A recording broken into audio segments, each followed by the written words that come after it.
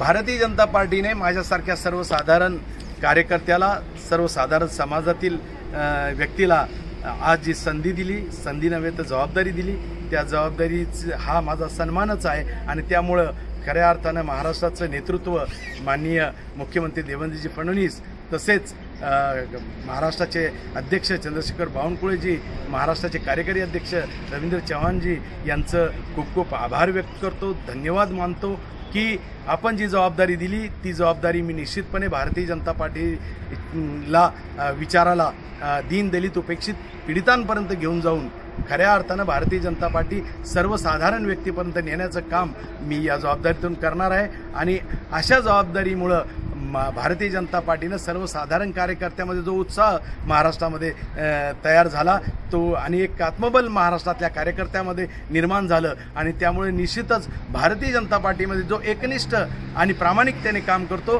त्याला निश्चित सन्मान केला जातो। हे फक्त भारतीय जनता पार्टीतच घडू शकतं आणि म्हणून परत एकदा मी सर्व नेत्यांचं आभार व्यक्त करतो। जय हिंद, जय महाराष्ट्र। मी बऱ्याच जणांनी मला शुभेच्छा दिल्या, बरेच चॅनल्स आणि वर्तमानपत्रकार मला फोन करताय, परंतु मी प्रवासात असल्यामुळे त्यांना योग्य उत्तर देऊ शकलो नाही। या माझ्या छोट्याशा मनोगताद्वारे मी आपल्याला आभार व्यक्त करतो। जय हिंद, जय महाराष्ट्र।